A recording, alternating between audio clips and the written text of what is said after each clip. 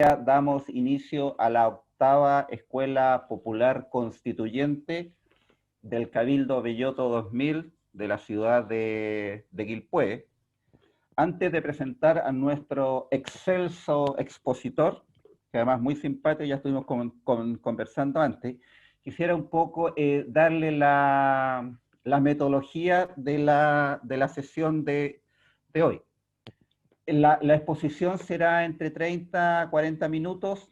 Posterior a la exposición habrá preguntas, pero hoy día vamos a hacer un pequeño cambio en las preguntas. La gente que quiera hacer las consultas, por favor, levante el dedito en la sección donde dice sugerencias de dedo. Yo voy a ir anotando los nombres y luego le voy a dar la palabra para que pueda exponer la pregunta que le quiera hacer a nuestro expositor. Como les decía, hoy día es nuestra octava sesión de la Escuela Popular Constituyente. Anteriormente habíamos visto temas de sistema electoral, teoría de la Constitución, infancia, derechos sociales, plurinacionalidad, reconocimiento constitucional de la discapacidad, protesta social y nueva constitución. Y hoy en día vamos a ver un tema que está muy atingente y muy relevante y que ha cobrado impacto después del estallido social y que tiene que ver con un tema que está muy de moda y que además genera mucha incomodidad para algunos, mucho debate para otros, y que es cárceles, pobreza y encarcelamiento masivo. Hoy día nos acompaña Silvio Cunio Nach. Él es abogado de la Universidad de Valparaíso, máster en Derecho de la Universidad Pompeu Fabra y doctor en Derecho de la misma universidad y la Universidad de Trento. Hoy en día, académico jornada completa de la Universidad Central, y me decía que también está en Nueva York. Me imagino, Silvio, cursando un magíster, doctorado, una Un especialización. postdoctorado. Un postdoctorado, mira, entonces, para que vean la talla de la figura que nos acompaña hoy día. Agradecerte, Silvio, que tengas la deferencia y la amabilidad de poder estar con nosotros. Esta es una escuela que hemos construido a pulso, los vecinos del Cabildo Belloto 2000, que nos juntamos por allá por octubre del año pasado, al calor del estallido social, y de ahí hemos intentado estar vigente y a la vez poder realizar actividades que permitan formar a los vecinos y a las vecinas del Cabildo, pero también la hemos hecho extensivo a otros vecinos de sectores aledaños y de otras ciudades. Así que hoy en día tenemos la fortuna de poder contar contigo y de que nos puedas hablar de un tema, como decía anteriormente, que está muy en boga, que ha cobrado mucha actualidad, que se ha conversado sobre todo bastante últimamente a raíz también de esta propuesta de algunos senadores de oposición, del indulto a los presos producto del estallido social. Así que es un tema relevante, es un tema que nos convoca.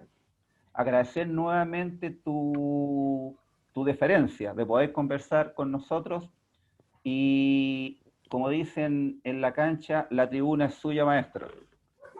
Hoy muchas gracias, Gerardo. La verdad es que cuando me presentan con tanta amabilidad me da un poco de vergüenza. Y bueno, ya que veo caras desconocidas, voy a contar que, ¿por qué me da vergüenza? Porque yo de niño fui muy mal estudiante. Me quedé repitiendo en octavo básico. Y eso que en verdad es algo que no le importa a nadie cuando uno es niño, importa, pues, porque uno se siente tonto, sientes que los demás tienen más capacidades que tú y de repente, bueno, yo en la universidad también fui mediocre y después para el doctorado despegué. Y ahí me empezó a ir bien, escribí unos libros, me invitan para todas partes. Bueno, este año ha sido un poco aburrido porque las invitaciones son todas por Zoom. El año pasado me invitaron a Barcelona, a Trento, a Buenos Aires, a Bogotá, y me encantaba. Y me da vergüenza cuando me hacen estas presentaciones tan amables, pero lo agradezco porque sé que lo hace con amabilidad. Oye, mira, tenía preparada una presentación, pero a propósito de tu presentación voy a hablar de otra cosa, muy vinculada con el tema, porque ya que yo no sabía con quién iba a hablar, entonces les iba a contar un poco lo que era la cárcel, cómo nací, etcétera, pero creo que a propósito de lo que tú dijiste, es mejor hablar de prisión política. Bueno, vamos a hablar de la cárcel, pero vamos a hablar también de prisión política, porque así, por lo que veo, ustedes están tratando temas bastante contingentes. No sé si ustedes serán abogados o no, así que no voy a dar nada por sabido, voy a tratar de explicar las cosas y hablar con un lenguaje simple. Eh, y nada, pues igual las preguntas al final, pero si alguien tiene una pregunta del momento, pregunte nomás, no hay ningún problema con interrumpir. Lo que sí les pediría es que estén con los micrófonos apagados, que pregunten obviamente con el micrófono prendido, pero después lo apagan, porque me ha pasado varias veces que se escuchan guaguas, perros, y eso es complicado para todos. Mire, es complejo esto de la prisión política porque de alguna forma decir prisión política es como decir un gato con bigote. No hay prisión que no sea política. ¿Y por qué digo esto? Porque una sociedad, un Estado, decide qué es lo que es delito y qué no es delito, y cómo castiga unas conductas y cómo castiga otras conductas. Y por lo mismo hablamos de política criminal. Y las leyes penales se hacen, en democracia por lo menos, en un Congreso, y es el órgano político el que nos dice cuál es la ley penal y cuál va a ser el delito, que principalmente el derecho penal es eso, un catálogo de delitos y un catálogo de penas. Y tiene varias características, por ejemplo, la selectividad. No es coincidencia que Carlos Delano tenga una pena de clase de ética y que por otra parte gente por vender CDs pirata en la calle termine presa. Eso tiene que ver con la selectividad propia del derecho penal. El derecho penal nunca ha sido un sistema de gestión de delincuencia, como uno debiera pensar. El derecho penal es un sistema de gestión de pobreza. Pero no solo de pobreza. El derecho penal tiene dos frentes. La gestión de la pobreza y por otra parte también la gestión o el control de los enemigos políticos. Y esta segunda parte es una cuestión que yo estudié, que escuché, que leí por ahí y que me hacía sentido, pero que recién ahora entendemos bien de qué se trata, porque no habíamos vivido nunca una situación tan caliente política como el estallido social, y ahí el poder se protegió, porque se sintió amedrentado, se sintió en peligro, y ahí todos los poderes se unieron. El Congreso votó leyes antibarricadas con votos del Frente Amplio, no sé si habrá aquí gente del Frente Amplio, se pueden ofender, no lo sé, pero yo les voy a decir lo que yo pienso, con votos del Frente Amplio, con la abstención del Partido Comunista, es decir, el poder igual se protegió, y el Poder Judicial, bueno, de alguna forma supo encarcelar a los incómodos, mientras que a los agentes del Estado prácticamente no les hizo nada. Es decir, no sé cuántos estallidos oculares, pero eso no importa, pero los supermercados saqueados sí importa. ¿Por qué? Porque eso es incómodo para el poder. Entonces, de alguna forma, toda prisión es prisión política, toda pena es pena política, todo derecho penal es esencialmente político. Y esto porque son medidas que toma un Estado pudiendo tomar otras. Por lo mismo, nosotros cuando criticamos el derecho penal lo criticamos desde una perspectiva ética del comportamiento. ¿Por qué es posible tener un comportamiento distinto? ¿Por qué es posible tener medidas distintas? ¿Por qué es posible imaginar un derecho penal distinto? El otro día escuchaba a este ministro que duró tan poquito, el ministro Pérez, que decía que en Chile no había presos políticos, y que no había presos políticos porque presos políticos eran aquellos que estaban presos por sus ideas. Y acá las personas privadas de libertad lo están por decisiones de los tribunales de justicia. Entonces yo lo escuchaba y decía, pero si no fuera así, si no estuvieran presos por decisiones del Poder Judicial, en verdad estaríamos en una dictadura, pero una dictadura clara, no estas dictaduras medias grises como la que tenemos ahora, que bueno, se puede discutir la definición. Porque esa prisión que define él es una prisión al margen de la legalidad, como pasaba en tiempo en dictadura. En dictadura había personas privadas de libertad sin ningún juicio. Y de hecho muchas veces, y esto le pasó, yo tuve 2 tíos que estuvieron presos acá en Valparaíso, que mientras estaban desaparecidos, estaban todos con mucho miedo porque podían morir, etc. Y cuando aparecieron presos en la cárcel con un proceso penal, toda la familia sintió alivio, porque por lo menos ya estaban ahí. Ah, qué bueno, están en la cárcel. qué curioso lo que uno dice en dictadura, qué bueno están en la cárcel, qué bueno existen, son personas, sabemos dónde están, son delincuentes formales y no detenidos desaparecidos. Entonces, si nosotros nos queremos acercar un poco a definir qué es lo que es prisión política, porque claro, prisión política, toda prisión es política, pero si vamos a decir, bueno, ¿por qué llamamos a una prisión política y otra no? Podemos decir muchas cosas, y el mismo informe Valech sugiere una definición con varias acepciones, y una de esas acepciones dice que cuando se aplican normas de mayor rigor para el juzgamiento de determinados hechos, ya estamos en presencia de prisión política. Entonces aquí en Chile tenemos dos derechos penales paralelos, un derecho penal normal y un derecho penal que surge a propósito de esta Ley de Seguridad Interior del Estado.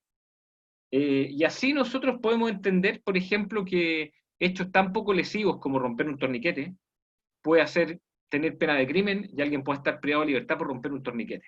Estoy hablando de este caso del profesor Ricardo. Mira, una persona que no tenía antecedentes penales, que colaboró con la justicia, que reparó celosamente el mal causado. Es decir, en cualquier caso esa persona iba a ser condenado en libertad o podía llegar a una salida alternativa, es decir, sin enfrentar el proceso penal, pero como hay un contexto político, él queda privado de libertad mucho rato. Y eso es la demostración de que estamos en presencia de una prisión política. Cada vez que se invoque la Ley de Seguridad Interior del Estado, el Ejecutivo reconoce que este es un conflicto político. Y esto no solo es Piñera, porque Piñera, claro, Piñera es como la exageración de la brutalidad penal. Pero no nos olvidemos de Bachelet, no nos olvidemos de lo que pasó en la Araucanía. La Bachelet también aplicaba la Ley de Seguridad Interior del Estado, también la aplicó Lagos. Y lo de la Bachelet es grave porque la aplicaba con montajes, es decir, hubo gente que estuvo privada de libertad porque se invocó esta ley y porque se hicieron pruebas inventadas por carabineros, pero en verdad quien responde por esos inventos de carabineros tiene que ser siempre el Ministerio del Interior. Distinto es el caso en aquellos países donde hay un hecho aislado, donde un carabinero efectivamente sobrepasa sus atribuciones, que claro, ahí estamos hablando de abuso, pero cuando ya son tantos los abusos no podemos hablar de hechos aislados y la responsabilidad es política. Y aquí me acuerdo de lo que les dije al principio, hay un jurista ruso, Pashukanis, que dice que el derecho penal es un mecanismo de terror de clase en tiempos normales, o también de contención del enemigo político en tiempos anormales. Y aquí en Chile podemos ver que la cárcel funciona como una gestión de pobreza en tiempos normales, a la cárcel van los pobres, los flights, un estereotipo, etc. Y en tiempos anormales van los enemigos políticos. Entonces ahora nos encontramos con esta normalidad. La gente empezó a hablar de prisión, la gente no hablaba de prisión, eso es lo bueno, y la gente empieza a hablar del indulto. Ahora en verdad, ya vamos a hablar del indulto, me imagino que las preguntas van a salir por ahí, pero el indulto, o sea, el problema aquí no es el indulto ni el tema de la prisión política, o sea, es un problema, pero eso es parte de un problema más grave, que es la prisión preventiva, porque en Chile tenemos muchas personas en prisión preventiva. La prisión preventiva es tener una persona técnicamente inocente en la cárcel, o incluso tener a personas que después de ser condenadas pueden tener penas en libertad, mientras dure el proceso las tenemos privadas de libertad. Es decir, el proceso viene a ser algo peor que la condena. Y es uno de los problemas de la cárcel, pues tener gente sin condena privada de libertad. Ahora, como les comenté antes, esta no es una cuestión donde nosotros tenemos que decir, claro, aquí nuestro enemigo es el gobierno, aunque lo sea. Él mismo lo dice, estoy en guerra. Es decir, estoy en guerra, reconoce que hay un enemigo. Y claro, yo me siento parte de esa guerra que este señor dice. Pero insisto que es toda una clase política, es todo un aparato político. Y por lo mismo, la clase política rápidamente se defiende, crea leyes contra las barricadas, incluso se piensa hacer delito el que baila pasa. Y eso es brutal porque una barricada es un corte de tránsito que puede ser una falta, puede ser un problema precisamente de tránsito, pero el que baila pasa es mucho menos que eso, porque el que baila pasa no corta el tránsito, sino que te pone una condición. Si tú bailas, pasas. Si uno no baila, no pasa, y le corta el tránsito. Pero hacer que eso sea un delito es precisamente ir contra los principios liberales del derecho penal, pensar en un derecho penal máximo y no mínimo. Ahora, ¿qué pasa con esta ley de seguridad interior del Estado? Esta ley solo la puede invocar el Ejecutivo. La invoca el Ministerio del Interior o la invoca el Intendente. No la puede invocar la Fiscalía. Y pasan cosas bien raras porque de repente llegan imputados por desórdenes públicos. por ejemplo, cabros de la primera línea. Y es muy raro porque ¿qué es lo que tiene que hacer Carabineros? Carabineros debería estar en las protestas o en cualquier posible delito, y si ve un delito tiene que detener a alguien y llevarlo al tribunal. Pero ¿qué hacen Carabineros? Detienen a granel, agarran a los detenidos, los tienen en la comisaría, empiezan a revisar videos y dicen, esta vista en el colorín con pantalón rojo, estáis cometiendo un delito. Pero cuando lo detuvieron no lo sabían, sino que los detienen y después tienen a todos los detenidos, los miran bien, miran los videos y si coinciden, ahí listo, lo pasan por algún delito de desórdenes públicos. Como son delitos de desórdenes públicos, que son delitos de baja lesividad, los jueces de garantía normalmente los dejan en libertad. Sin embargo, basta que el fiscal diga apelo para que no salga en libertad y el que decida sea la Corte de Apelaciones. Un paréntesis aquí, porque lo normal en cualquier parte del mundo es que si un juez dice no hay mérito, usted se va para la casa, no hay antecedentes para dejarlo en prisión preventiva, se tendría que ir para la casa, porque es el juez el que decide la libertad o no de los imputados. Sin embargo, ¿por qué no se van para la casa? Porque la agenda corta del año 2008 de Bachelet, con los votos de la derecha y de la concertación, dijeron que en caso de que alguien llegue detenido y el juez lo deje en libertad, basta que el fiscal diga apelo para que siga en prisión preventiva y quien decide es la Corte de Apelaciones. Y fíjense que esto es importante porque la Corte de Apelaciones son jueces que están en un eslabón más arriba, y que precisamente si ellos quieren seguir trepando, requieren de la simpatía del Ejecutivo y del Legislativo. Entonces, la independencia de los jueces de garantía es muy inferior a la independencia de los jueces del juzgado de garantía. Entonces, pasó muchas veces que el juez de garantía los dejaba en libertad y la Corte de Apelación los dejaba en prisión preventiva. Y eso claramente, ¿por qué? Porque hay un vínculo, hay una presión muy fuerte por parte del Ejecutivo con las Cortes de Apelaciones. Pero en otros casos fue incluso peor, porque la Fiscalía, que es el órgano que persigue, nunca pidió prisión preventiva, sino que fueron los querellantes particulares, es decir, el Estado o la Intendencia, y quedaron en prisión preventiva. Es decir, ¿qué más claro que esto es prisión política? Es difícil encontrar un ejemplo más evidente de que hay una prisión política. Ahora, esto no es nuevo. Hace unos años escribí un libro, mira, justo lo tengo ahí en la mesa porque estaba revisando una tesis y me aprovecho de hacer publicidad, si les interesa este tema. Aquí está, Cárceles y Pobreza, que es lo que de lo que iba a hablar, pero cambiamos el tema a última hora. A ver, cuando yo escribí este libro me criticaron mucho porque el libro parte con una frase que dice Ricardo Lagos y Michelle Bachelet pasarán a la historia como violadores de derechos humanos. Y claro, yo lo hice a propósito porque quería generar polémica para que el libro fuera más conocido. Pero el silogismo es al revés, pues el silogismo debiera ser el encarcelamiento masivo supone la vulneración de los derechos humanos, porque estar preso en situaciones de hacinamiento es completamente atentatorio del derecho humano. Las personas que están en las cárceles en condiciones inhumanas precisamente son víctimas de una violación a los derechos humanos. Esto pasa porque alguien lo decide o porque alguien implementa políticas públicas que generan esto. Esto no es una fatalidad natural. Esto no es un terremoto o un tsunami que se nos viene encima. No, no, no. Esto es consecuencia de una política pública determinada. Lagos y Bachelet son precisamente dos personajes que hicieron de su carrera política el punitivismo absoluto. La ley 20.000 de drogas de Ricardo Lagos, las agendas cortas de Bachelet y así muchas más. Y claro, si nosotros aceptamos estas dos premisas, que yo creo que son comprobables empíricamente, pero si las aceptamos tenemos que concluir que Bachelet y Lagos son responsables de las violaciones a los derechos humanos. Era más atractivo ponerlo sin explicarlo, pero en fin. Y como comentamos antes, pues esto pasaba en la Araucanía a cada rato. Niños baleados, personas presas sin prueba, carabineros haciendo montaje. Eso pasa todos los días, hace muchos años en la Araucanía, pero la Araucanía está lejos, entonces no nos importaba mucho, no nos enterábamos mucho. Y lo que pasa ahora, después del estallido, es que Chile se araucanizó. Es decir, todas estas vulneraciones de derechos humanos que ocurrían en un sector determinado del territorio empezaron a pasar en todo Chile, particularmente en Santiago. Ahora, yo les voy a contar cómo yo me aproximé a este estallido, que claro, estas son visiones particulares, pero me imagino que pueden coincidir con muchas visiones que tienen ustedes. Yo iba para Santiago, el año pasado estaba en octubre acá, yo vivía en Valparaíso, iba en bus, me bajaba en Pajarito, tomaba el metro, me bajaba en Moneda y caminaba a la Facultad de Derecho de la Central. Y un día, en octubre, inicio de octubre, me bajé en la estación y había muchas, principalmente mujeres, estudiantes de secundaria saltando los torniquetes. Y parece que esto lo hacían todos los días. A mí me tocó verlo ese día, y claro, la gente los apoyaba, yo también las apoyé, así como, vamos, chiquillas, fuerza, evadir, no pagar, otra forma de luchar, pero era una cuestión más bien lúdica. Como que yo sentí que había mucho hueveo en esta manifestación. Claro, no querían pagar el metro, pero también era divertido saltarse las vallas. Y yo lo sentí como una fiesta.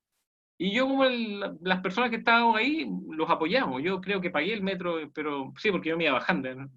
Quizás si hubiera ido entrando, a lo mejor también hubiera saltado, no sé, pero me iba bajando, así que no pude evadir. Y apoyé, grité un poco. Fue a la semana siguiente y había algo parecido, pero estaba la estación militarizada. Estaba lleno de policías como tortugas ninja, protegiendo la estación. Y yo pensé, a propósito de lo que había leído, dije, mira, esto es una pésima medida, porque cuando tú reprimes violentamente o militarizas una protesta social con tanto apoyo, esto termina mal. Nunca me imaginé la magnitud del estallido, pero algo me hacía pensar que esto iba a escalar. No pensé que tanto, pero tenía que escalar.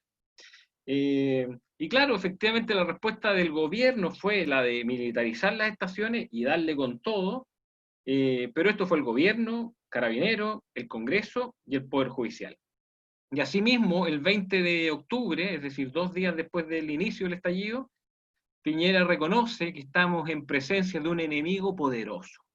Estamos en guerra con un enemigo poderoso, y bueno, otros calificativos que yo no me acuerdo. Pero ya antes el subsecretario Villa, en una muestra de ignorancia absoluta, dijo que, a propósito de la evasión, dijo, esto es delincuencia pura y dura. Pura y dura. Y esto no es delincuencia, porque evadir el metro nunca ha sido un delito. Eso es una falta, a lo más. Y por otra parte, Insulza, para que vean que esto no hay tanta diferencia en política criminal entre la concertación y la derecha, Insulza dijo que era partidario de reprimir con dureza hasta estos actos vandálicos de evadir el metro, acto vandálico de evadir el metro. Y por otra parte, se filtra un audio del general Rosas, en noviembre, que dice que a nadie voy a dar de baja por procedimiento policial, aunque me obliguen, no lo voy a hacer. Es decir, aquí está claro que vamos a reprimir, vamos a violar los derechos humanos y ustedes tienen carta blanca. Eso es el mensaje que le da a los carabineros. Por eso estamos hablando de más de 200 ojos.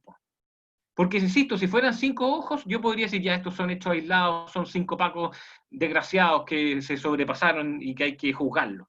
Pero no, es una política de 2 carabineros. Carabineros disparan a la altura de la cara. ¿Y qué hace la clase política? Se hacen los hueones. O de repente hay otra cuestión que a mí me da mucha rabia, que distinguen. Ellos dicen, nosotros vamos a distinguir entre lo que es la legítima protesta y el vandalismo. Y si bien son cosas distintas, nadie se pregunta por qué viene el vandalismo. Miren, yo tuve todo el estallido social dando vueltas por las calles, mirando, preguntándole a la gente, etcétera, con un poco de miedo, porque efectivamente los pacos disparaban en la cara y porque también había mucha violencia por todos lados. Entonces yo caminé un día por la calle Victoria y, claro, efectivamente parecía una ciudad bombardeada. Saquearon, no sé, negocios de botones, que igual es triste porque son negocios de gente que vive al día. Y de repente por la calle, por Francia con Independencia, de repente veo un niño que ha tenido 12 años, 13 años, lleno de sangre, y me acerco a auxiliarlo, pero estaba cagado en la risa. Había recibido un perdigón aquí en la ceja, o en la frente, no le había pasado nada, por suerte, pues en la frente es un hueso duro, entonces no pasa nada. Él estaba cagado en la risa y se limpiaba andaba sin polera, con la polera sucia se limpiaba, mientras 2 amigos iguales de jóvenes que él, 13, 14 años, le decían, volvamos. Y yo empecé a mirar, y claro, ellos querían volver al Parque Italia, a seguir con esta manifestación, con esta guerra, y yo pensaba lo peligroso que era para ellos, porque claro, le llegó aquí el perdigón, pero si le llegaba en el ojo, pierde el ojo. Ahora, ¿qué niño era? Bueno, no le pregunté, pero como nosotros conocemos nuestra ciudad, yo creo que era un niño de Puertas Negras o del Vergel Alto, es decir, de las barriadas más populares de Valparaíso, y a mí me dio la impresión de que este niño, o estos niños, lo estaban pasando tan bien, que yo creo que van a recordar esos momentos como los momentos más divertidos de su infancia. ¿Y por qué les cuento esto? Porque están sometidos a un peligro extremo. Pueden perder un ojo, los pueden detener, pueden abusar sexualmente de ellos, los pueden violar, les pueden sacar la cresta. Estamos hablando de una policía criminal, no estamos hablando de una policía democrática. Y ellos están ahí divirtiéndose.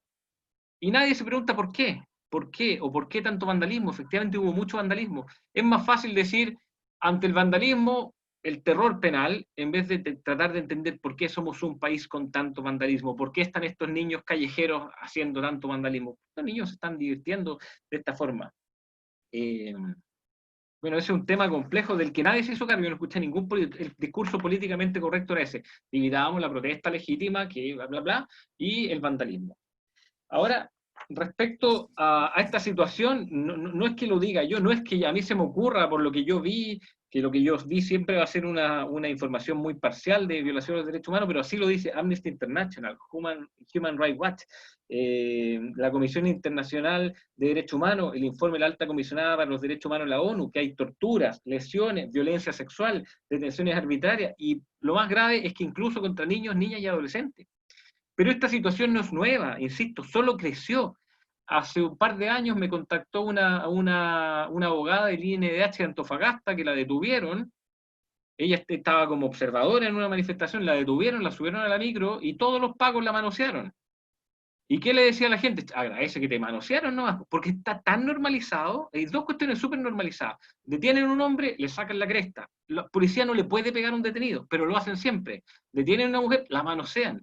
Y nosotros lo normalizamos. Y ella misma en algún momento dijo, menos mal que solo me tocaron. Menos mal que no fue más que eso. Y también los hombres, también hay hombres abusados sexualmente, pero la regla es, al hombre le sacamos la chucha, a la mujer la manoseamos. Y también el hombre dice, bueno, menos mal que me pegaron nomás. A eso hemos llegado, ¿sí? Esa es la policía que nosotros tenemos. Ahora lo que es grave en este concierto de la injusticia es que el Poder Judicial, que debe ser el garante de la democracia, se prestó muchas veces o se perfiló como la mano ejecutora de las políticas de guerra contra ese enemigo poderoso. Entonces, si ustedes miran los números de las prisiones preventivas, entre el 18 de octubre y el 17 de enero, 18 de octubre del 2019 y 17 de enero de este año, se solicitaron 6.347 prisiones preventivas, se otorgó el 84%, ya sea por garantía por las Cortes de Apelaciones, y la mayoría de los delitos, escuchen lo que eran, saqueos, desórdenes públicos, maltrato de obra a carabineros o daños simples. Entonces ahí caemos de nuevo en esta cuestión de, a ver, a nosotros nos enseñaron en la universidad que la prisión preventiva era excepcional. Yo entiendo que excepcional significa por lo menos que procede respecto de delitos graves. Yo entiendo que existe una prisión preventiva cuando hay un asesinato, un robo muy violento, una violación, no la voy a cuestionar, pero saqueos, desórdenes públicos, daños simples, maltrato de obra carabinero, no puede ser, eso no es excepcionalidad. Y claro, bueno, pero es que aquí lo que sucede es que, vuelvo a lo primero, el derecho penal nunca ha sido un sistema de control de la delincuencia, el derecho penal es un sistema de gestión de la pobreza. Tanto es así que nuestra legislación tiene muchas manifestaciones que nos pueden demostrar esto. Por ejemplo, si ustedes van a un juzgado de garantía cualquier día, fíjense que la mayoría de las causas que ingresan es por robo al retail.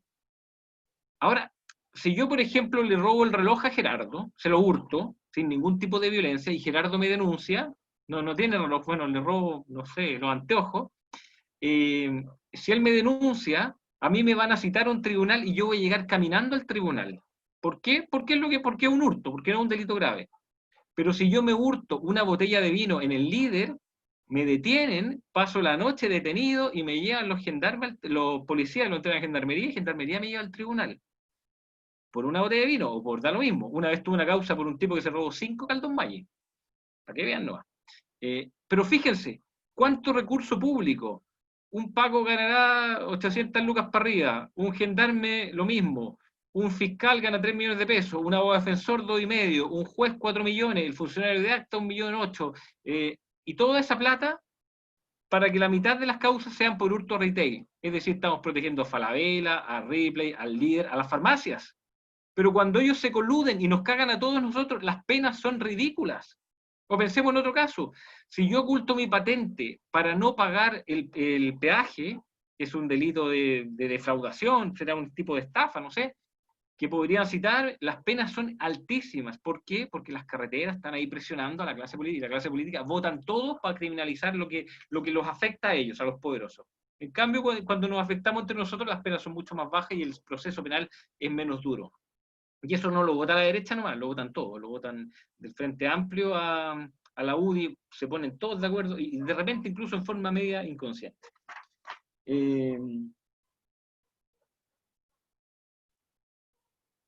Ahora, por otra parte, y en contraposición con esta situación, hay una cuestión bastante indignante porque, así como se ha dado el 84% de las prisiones preventivas respecto de estos delitos de bagatela, respecto de los delitos de apremio ilegítimo, detenciones ilegales, abuso sexual, violación, tortura, abuso sexual agravado, el porcentaje de prisión preventiva es menor al 15%. Es decir, el Poder Judicial entendió que el enemigo político era este y no los agentes del Estado que cometen delitos mucho más graves. O sea, yo no voy a comparar delitos de daño, maltrato de carabineros, saqueo y desórdenes públicos con apremio ilegítimo, detención ilegal, abuso sexual, tortura con violación, etc. En fin. Ahora, ya para cerrar, y esto les voy a dejar un poco la palabra a ustedes, a mí me genera harto ruido este proyecto de indulto. Yo estoy a favor del proyecto de indulto, me invitaron a hablar al Senado, pero no me han confirmado, que me invitó el Frente Amplio, y como sabes que hablo mal de ellos, a lo mejor se arrepintieron. Me invitó el senador Latorre. A mí me parece que lo que está haciendo aquí el Frente Amplio es un mea culpa, porque como votaron para legislar esta ley de antibarricada, antisaqueo, yo creo que se sintieron culpables y quieren dar una señal de que no, nosotros estamos de parte de ustedes que están en la calle. Y bueno, en fin, el indulto tiene un problema que es como, porque el indulto, hay profesores que así lo plantean, un profesor italiano, Gabriele Fornazzari, dice que los indultos y las amnistías en Italia, por ejemplo, que se promulgan cada 5 o 10 años, ha mal acostumbrado el sistema penal, es decir, nos mal acostumbramos a tener a muchas personas presas, total, de vez en cuando, un indulto. Y tiene razón, sin embargo, si a mí me duele la cabeza, aunque la razón pueda ser una cuestión más profunda, yo igual me tomo una aspirina porque me quita el dolor por ahora. Entonces yo creo que el indulto y la amnistía son formas de no solucionar un problema, pero quitar el malestar instantáneo, y eso de alguna forma igual nos puede ayudar. Claramente el problema de fondo aquí tiene que ver con nuestro sistema penal, que es muy duro, nuestra clase política, que ha sido súper populista y ha fomentado mucho el punitivismo, y específicamente grave es el problema de la prisión preventiva. Bueno, queridas y queridos amigos, yo lo dejo hasta aquí, pero para que tengamos 20 minutos, media hora, lo que quieran para preguntar, criticar la tribuna, ahora pasa a ustedes. Gracias, Silvio. Muy interesante la exposición y además muy contingente.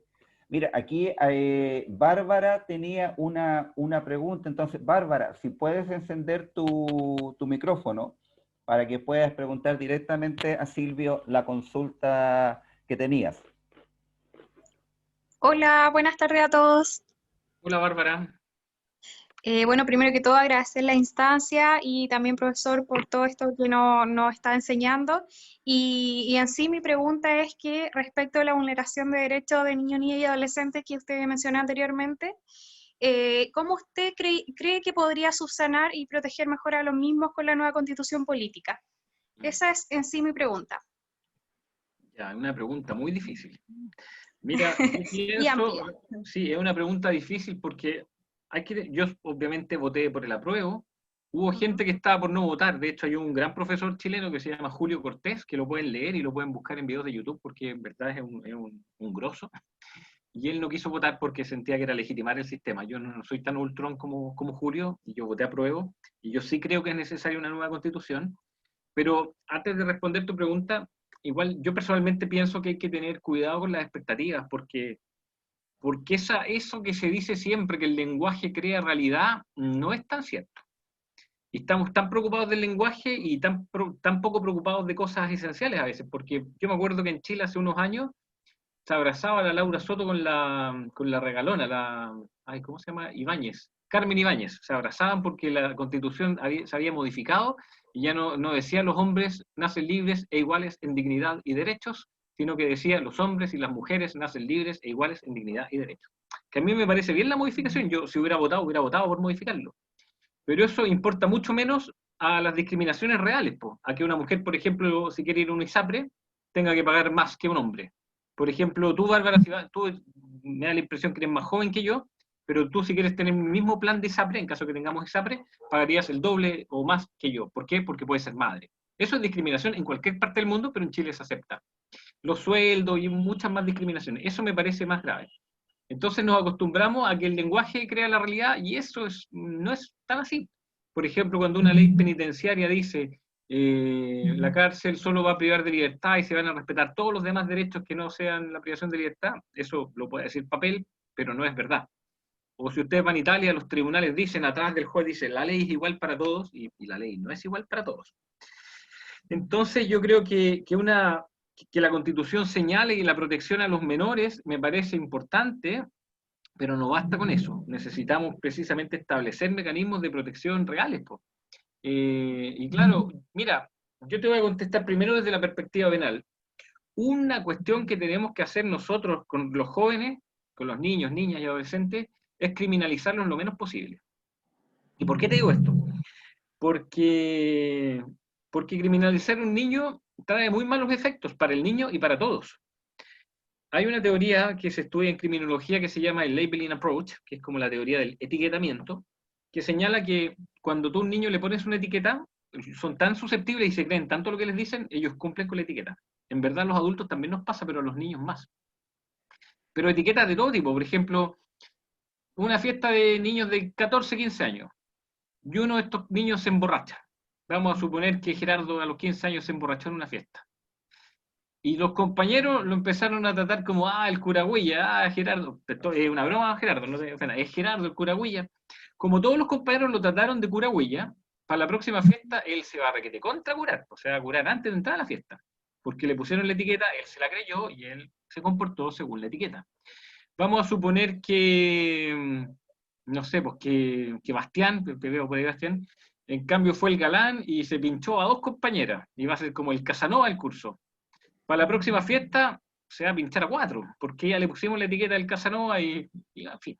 Y así, no sé, incluso hay estímulos buenos. Vamos a suponer, por ejemplo, que tú, Bárbara, a los 13 años escribiste un lindo cuento y la profesora te dice, oye, escribes muy bien, tú te vas a estimular y vas a seguir escribiendo bien. Esa misma etiqueta, cuando se la ponemos a un niño y le decimos, tú eres un delincuente juvenil, aunque no se lo digamos, pero si lo llevamos a un tribunal, le ponemos esposa, lo sometemos a todo este espectáculo o este ritual que parece misa de un tribunal, le estamos diciendo, tú eres un delincuente, tú eres una delincuente. Y eso va a hacer que tú puedas cometer más delitos porque tú vas a cumplir con las expectativas que pusimos en ti. Y fíjense que esto lo cuento porque mi primera aproximación práctica al derecho penal, no de los libros, sino que cuando yo hice mi práctica, la hice del Sename, y nos tocó un caso bien feo, porque un niño aquí, un poblador de la población Expresos Viña, que es una población muy pobre de Viña, en un hecho bien complejo, mató a un niño del Macay, que es como el colegio más cuico de Viña. Y fue un hecho bien complejo porque eran 14 niños del Macay que le estaban pegando a estos 4 pobladores que se habían metido a Reñaca a robar insignias de auto. Y fíjense que esto es simbólico, porque robar una insignia de auto de alguna forma significa también acceder a ese mundo que nunca van a tener, porque estos niños no tenían posibilidad alguna de tener un rover. Y este chico tenía un Jinsu 2000 y sacaba las insignias de los autos y las robaba. Un delito menor. Los macayinos llegaron y dijeron, váyanse aquí, flightes de mierda, este no es su barrio, y le empiezan a pegar. Ahora, el niño que murió se metió a separar. Eso fue como lo que le dio un toque muy dramático. El niño que murió y el que mató se metieron a separar los dos. Pero en un momento los macayinos le estaban pegando, y este cabro saca el cuchillo, lo tira para arriba, y le pega aquí en el cuello, y murió rápidamente. Pero este niño era tan torpe, el que lo mató, que salió corriendo por el estero con el cuchillo en la mano, y la policía lo pilló a la media hora con el cuchillo en la mano todavía. O sea, ni siquiera, si hubiera tenido alguna expertise, hubiera tirado el cuchillo, pero no, él salió corriendo y tuvo el cuchillo en la mano todo, y tenía las manchas de sangre y todo. Bueno, en ese tiempo, la responsabilidad penal adolescente era de los 16 para abajo no había responsabilidad penal, y la adolescente era de los 16 a los 18, donde tenían que determinar si tú te trataban como menor o como mayor, según tu capacidad de discernimiento. Este niño tenía 16 años recién cumplido, tenía un leve retardo, y los hechos eran muy confusos, había una situación muy, muy extraña, de mucha euforia. Entonces lo más probable era que él, en circunstancias normales, lo consideraran sin discernimiento y lo trataran como niño. Pero fue tanta la presión mediática que lo trataron como adulto, lo condenaron a 10 años de cárcel, en circunstancias que en otras oportunidades niños pobladores habían matado a otros pobladores y los habían tratado como niños, los habían tratado mucho mejor, pero aquí él mató a un niño rico, terrible sin duda, no quiero minimizar el dolor de esa familia, Y lo peor de todo es que se armó un debate sobre que el problema central aquí era que la imputabilidad penal partía muy tarde. Y yo me acuerdo que llamaban a los especialistas. ¿Y quién eran los especialistas? El cura de Reñaca, ese el weón que habla del San Expedito, ese era uno de los, el que se oponía a que repartan condones, ese era uno de los especialistas. Alberto Espina, y así puros personajes de entre Paz Ciudadana y la Iglesia Católica. Ellos eran los especialistas. ¿Y qué hizo la concertación? Proyecto de ley. Bajamos la responsabilidad penal a los 14 años. Entonces, eso precisamente es lo que no tenemos que hacer respecto desde la perspectiva adolescente. Ahora, fíjense que esto de repente es fruto de puras percepciones. Yo en la primera clase a mis alumnos siempre les hago una pregunta. ¿Qué porcentaje de autores de delitos son menores de edad? Y mis estudiantes me dicen 70%, sobre todo los más chicos, los que son de pregrado, 70, 60%. Y yo les digo, no, 4%. Y no me creen. Y yo, bueno, o sea, sí me creen, por eso el profesor les da confianza. Y yo les digo, ¿por qué me dicen 70%? ¿Me quieren engañar? Y no, ellos piensan, porque hay una distorsión mediática que los hace pensar que es mucho más. Entonces, por eso decir, ya, yo quiero ser duro con la delincuencia, bajemos la responsabilidad penal a los 12 años. En Estados Unidos hay estados donde la responsabilidad penal parte a los 7 años. Y hay niños condenados a cadena perpetua de 11 años. Cadena perpetua por un delito que, claro, son delitos graves, porque como hay tantas armas, van al colegio, matan a 5 compañeros, que es algo que pasa todas las semanas. Por suerte este año, gracias al COVID, eso no pasó, pero pasaba todas las semanas. Ese es un tratamiento que nosotros debiéramos, es decir, si una constitución señala que nosotros como Estado tenemos que proteger a los niños, niñas y adolescentes, precisamente tenemos que usar derecho penal en casos muy excepcionales, y ojalá para niños mayores de 16 años. Incluso entre los 16 y los 20 se recomienda un derecho penal especial, porque precisamente la contención de impulsos es mucho menor a esa edad que la vida de adulto. Y respecto a los menores tenemos que protegerlos. Pero asimismo, y bueno, esto ya no es mi materia, yo creo que una norma que establezca la protección a los menores a nivel constitucional nos podría ayudar a orientar la legislación a que siempre busque la protección de los menores, y en ese sentido cualquier norma que pueda perjudicar a los menores ser declarada inconstitucional. Pero, insisto, la sola mención de esta protección en una norma no va a cambiar la realidad se cambia modificando la realidad y no modificando las leyes. No sé si logro contestar tu pregunta. Siempre cuando hacen preguntas aquí hacen esas preguntas buenas, pero que son como para elaborar una tesis doctoral, es como la pregunta que uno puede empezar ahí a desarrollarla y claro, tiene muchas aristas, porque yo te hablé mucho más de la perspectiva penal, pero hay muchos problemas. Ahora, otra cuestión, el otro día escuchaba a este imbécil, perdonen que lo diga así, que fue ministro de Justicia y que después, ¿cómo se llama este que es rector de la universidad? De la Autónoma de Talca, Teodoro Rivera. Mira, Teodoro Rivera era ministro de Justicia, balearon a un preso, y él dijo, bueno, el baleado no es ninguna blanca paloma. Y le dijo, puta, eso me acuerda a los nazis cuando hablaban de que los judíos no eran blancas palomas, o en dictadura que decían que los comunistas no eran blancas palomas, y seguramente no lo eran, pero no tenemos por qué serlos, pero de alguna forma es una justificación de la brutalidad de los agentes de Estado. Y ahora dijo que no había que preocuparse de los infractores de ley, sino que precisamente los niños que son objeto de medida de protección. Él ahora era canciller hace poco, pero eso es ignorancia absoluta, porque yo que trabajaba en el Sename, bueno, trabajé 6 meses nomás en verdad, pero lo primero que uno se da cuenta es que todos estos niños que son infractores de ley piden a gritos una medida de protección.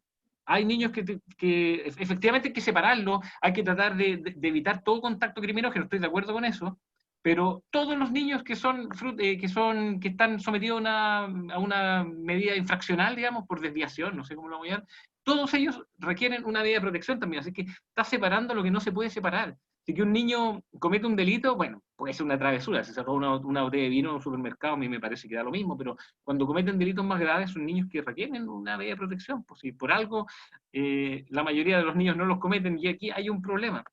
Así que nada, un tema complejo, una tarea que tenemos que trabajar entre todos. Ok, gracias Silvio. Hay una siguiente pregunta. Quien quiere preguntar es Matías, y después de que le respondan a Matías, pregunta Ana María.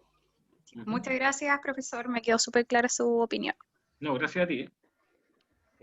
Bueno, hola Silvio, muchas gracias por la exposición, la encontré muy interesante.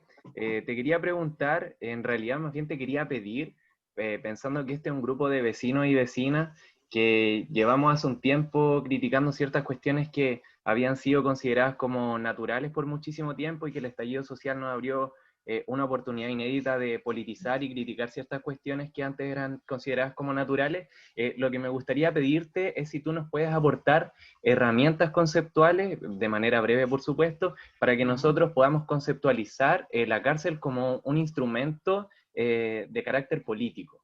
En la sesión anterior nosotros estuvimos conversando con Daniel Mondaca y llegábamos a la conclusión, también a propósito del tema de los presos del estallido social, que la prisión era un mecanismo de control, un mecanismo de clase, etcétera, una herramienta del poder político para controlar y tomar presos de carácter institucional que pueden ser peligrosos, que tienen propuestas antisistémicas, etcétera, etcétera. Entonces, te quería pedir si pudieras darnos a nosotros algunas herramientas conceptuales para formular una crítica política a la prisión, pensando sobre todo en el debate constitucional que se viene, que podamos movilizar nosotros como cabildo esa idea, o sea, que podamos efectivamente levantar ciertas banderas de lucha, por decirlo de alguna manera, identificando que la prisión es un instrumento de control político y que tiene una preferencia que es selectiva, etcétera, etcétera. Entonces, te quería pedir eso. Muchas gracias.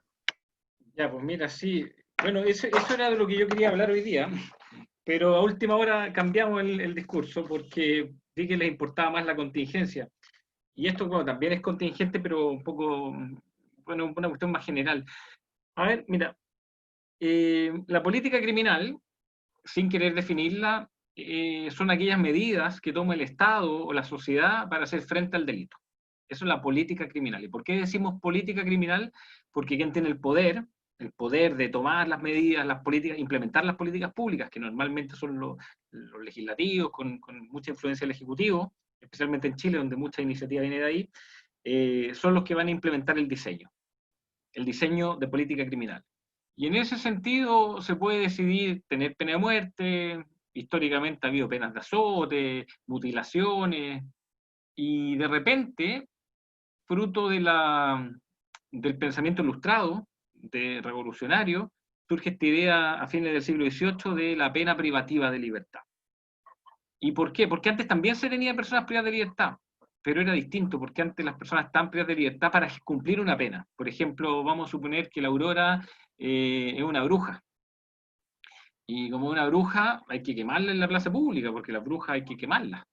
Pero yo no le puedo decir, señora bruja, ¿puede usted venir el domingo, por favor, que la vamos a quemar? Porque la bruja, la Aurora ahí toma su escobita y se va a otra ciudad.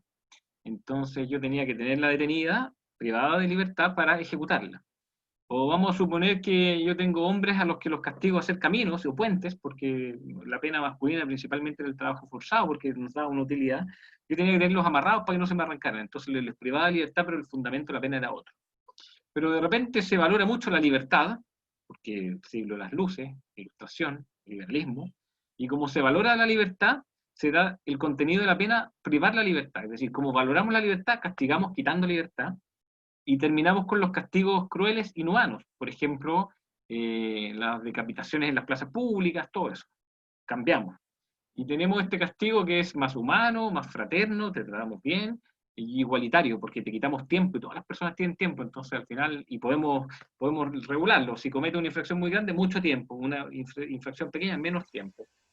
Pero rápidamente nos dimos cuenta que este castigo no fue igualitario, que se castigó solo a los pobres, rápidamente, así a los 2 días nos dimos cuenta, que era más cruel incluso lo que pensábamos.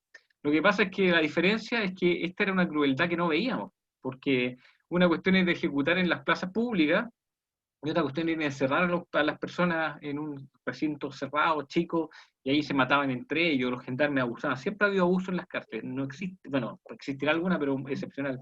Siempre ha habido abuso. Entonces, todo lo que se dijo de la cárcel fue mentira y se detectó rápidamente que era mentira. Ahí nos dimos cuenta rápidamente de otra cuestión, que, bueno, no, en verdad, años después, un señor que se llama Louis Vacuan y otro que se llama Martinson dicen, fíjense que hay una compensación. Cuando hay mucho Estado social, hay poco Estado penal, y cuando baja uno, sube el otro. Es decir, las sociedades tienen para gestionar la pobreza recursos, y los pueden usar con ayuda social o con Estado penal. No pueden hacer las dos cosas, no alcanzan las lucas. Hay que elegir un camino o el otro camino. Y esto es es en general cierto, pero hay contraejemplos. Por ejemplo, Cuba tiene un gran Estado social y un gran Estado penal. Pero normalmente pasa esto. Y no sé si ustedes vieron el Joker, la película. Esa película no lo dice en forma clara, pero parte con el recorte del Estado social. Porque parte que este enfermo mental le dice, no, no quedan lucas, no te vamos a poder seguir tratando. Y eso es la década de los 70 de Estados Unidos, coincide con el boom del encarcelamiento masivo, con la guerra contra las drogas y con todas esas políticas de aumento del Estado penal que se compensa con el Estado social. Ahora, en verdad, no se me ocurriría cómo definir, o sea, yo en definitiva te digo que la cárcel es política porque es fruto de una decisión de política pública, porque se elige esta pena y porque después al momento de elegir quién va y quién no va, existen distintos mecanismos selectivos. Por una parte, porque hay una cuestión de empatía. El legislador siente empatía y todos sentimos empatía por lo que vemos como semejante. Y cuando no vemos algo como semejante, ya no sentimos empatía. Entonces, sentimos empatía por los delitos que pueden cometer nuestros semejantes, pero no personajes que no son semejantes. Entonces, por ejemplo, yo digo, manejo de estado de ebriedad, puta, sí, alguna vez cometí ese delito, lo puede cometer mi hermano, mi sobrino, no sé, ya, empatía. ¿Robo con violencia? No, robo con violencia cometen los flights. Entonces, robo con violencia, y el robo con violencia no es un delito particularmente grave. Yo he sido víctima de robos con violencia, no es una experiencia nada agradable, pero no es un delito tan grave, tiene penas que llegan a los 20 años. Piensa que cuando yo estudié Derecho, el robo con violencia tenía pena más alta que el homicidio. Mira, ¿a dónde? ¿Sí? O sea, piénsalo desde el dolor, ni siquiera como con un argumento jurídico. Si a mí me roban con violencia, y me han robado con violencia, que haya asustado, pero el mismo día podías echar la talla con eso. Pero si te matan a alguien, te vas a reír. No, pues. Y el homicidio tenía menos pena. Entonces, lo que hay aquí es una concepción del mundo dividida entre nosotros y los otros. Y nuestra tranquilidad depende del control de los otros. Entonces, el delincuente es más que nada este estereotipo. Esto en general, porque en general el delincuente es el estereotipo del flight. El delincuente es feo, sucio, malo, flight, aprovechador, etc. Y excepcionalmente también el delincuente puede ser un enemigo político, pero eso se ve en circunstancias muy puntuales, como lo del estallido social. Entonces yo diría que en un concepto general decimos que es político porque es clasista, porque es racista, porque se decide encarcelar al distinto, y excepcionalmente es más evidentemente político cuando se decide castigar al que te complica el status quo, al que complica tus privilegios de poder, que fue lo que pasó en el estallido social. Es decir, normalmente es político y excepcionalmente es evidentemente político, pero en los dos casos es fruto de una política criminal. Ahora, con esto cierro tu pregunta, que tampoco estoy respondiéndola tanto porque son preguntas súper amplias, pero bueno, está bien que surjan estas preguntas. Lo que hay aquí también es entender el delito, bueno, un poco por el mensaje mediático, con una lógica de suma cero, donde hay dos alternativas.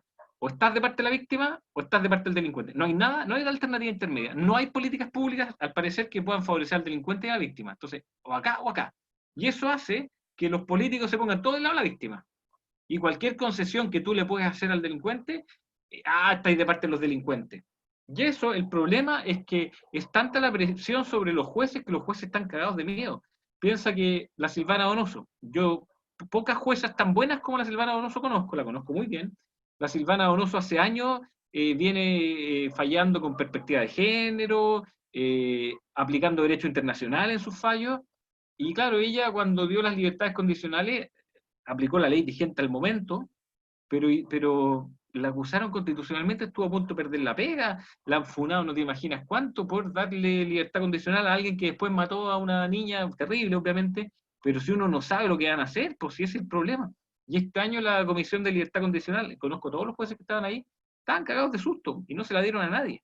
Entonces, en definitiva, los jueces tienen miedo porque hay presión, o he escuchado varias veces a la Evelyn Matei que dice, está lleno de jueces garantistas de izquierda, y el garantismo, o sea, el derecho penal garantista es el derecho penal de una democracia, y eso nace del liberalismo, que no necesariamente es de izquierda, pero es una presión constante de poderes, bueno, en este caso una alcaldesa, pero tuvo mucho tiempo en el Congreso y es una líder política importante, aunque espero que nunca nunca trepe mucho más, pero es una líder política importante, ha sido candidata presidencial, y ella, como tantos, ahí presionando a los jueces. Entonces hay mucha presión política directa también sobre la hora de determinar las penas. Entonces tendríamos primero, al momento de elaborar la ley, tenemos un claro criterio político que define qué es delito y qué no es delito en atención a qué tipos de comportamiento. Entonces, manejo de estabilidad, no tanto porque lo podemos cometer nosotros, robo con violencia sí, porque es un delito que cometen los flaites.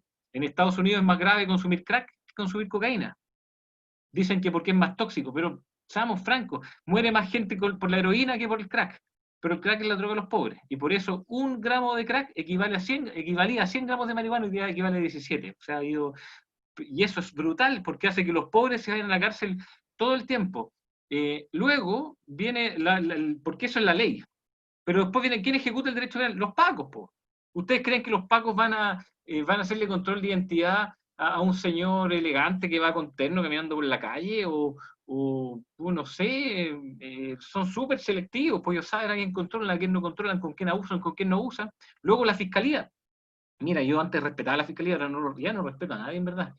Por eso ya no me invitan como antes, no, me siguen invitando. Mira, una vez tuve una causa, este año, hace un par de meses, tomé una causa de un cabro que lo conozco del tiempo del Sename. Y puta, un cabro weón, que anda robando celulares. Pero un cabro que ha tenido una vida bien complicada porque él era de una familia más o menos estructurada, de acá de Valparaíso, creo que el Cerro Larraín. Estaba una vez jugando con su hermano cuando él era chico. Aquí en Valpo somos muy buenos para los volantines. Y bueno, sube cerro y todo. Y el hermano se subió como a un tejado y se cayó y se murió. Y él tenía como 8 años. Y fruto de eso, la mamá se hizo alcohólica y adicta a las pastillas.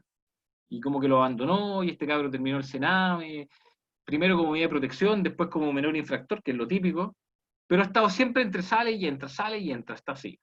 Y ahora está estudiando, le estaba yendo bien, y tenía una causa por un robo de un celular. La típica, abre la puerta del colectivo y pum, saca un celular y sale corriendo. Que es una causa que tiene como 1 año. Y él estaba con arresto domiciliario y se lo cambiaron por una prisión preventiva. Bueno, había un problema. Y yo fui a defenderlo en la corte. Y estoy ahí alegando con un abogado del Ministerio Público. Y el abogado del Ministerio Público, de repente, cuando se acaba el alegato, dice: ¡ay, su señoría ilustrísima, se me olvidó algo! Este imputado fue formalizado hace 3 días por un nuevo robo por sorpresa, por un nuevo delito. Y yo no sabía, y me dejó, chucha la weá, ¿por qué no me dijo? Ya. Quedó en prisión preventiva. Yo le dije al weón: oye, ¿por qué no me dijiste? No, si no es así. Me puse a revisar y era mentira. O sea, este hijo de puta del abogado de la fiscalía, que va encima fue alumno mío, me puta los weones que formó, culpa mía, el hijo de puta inventa un delito para dejarlo preso. Claro, yo después, cuando me di cuenta, pedí rápida la revisión al día siguiente, que el día está al toque. Pero, ¿cómo eres tan hijo de puta para inventar un delito para dejar a alguien privado de libertad? ¿Por qué lo hace? Porque este es un cabro que venía del Sename, po. Porque ustedes creen que un fiscal o un abogado de la fiscalía va a inventar un delito respecto de un senador o un empresario. No, pues ahí el fiscal nacional lo llama por teléfono y se arreglan al tiro. Entonces, fíjate la selectividad de la fiscalía. Y después los jueces también. Pues, o sea, vayan a darse una vuelta a garantía. Vean cuando llega un imputado más cuequito cómo lo tratan, casi quiere un café. Es impresionante la diferencia del trato. Los jueces, bueno, no todos, ¿no? Hay jueces buenos, yo en Viña conozco jueces buenos, pero esa selectividad, incluso los defensores, yo fui defensor en forma inconsciente, porque somos un país súper clasista, súper selectivo, todos al final somos selectivos, y el sistema es particularmente selectivo. Así que, bueno, por ahí va varias respuestas, un poco abierta la respuesta. Ya pues. Gracias, Silvio. Ahora pregunta Ana María y después Aurora, que es la última pregunta que tenemos aquí en el chat. Así que Ana María y después Aurora.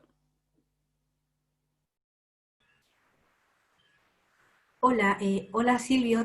Hola Ana María, ¿cómo estás?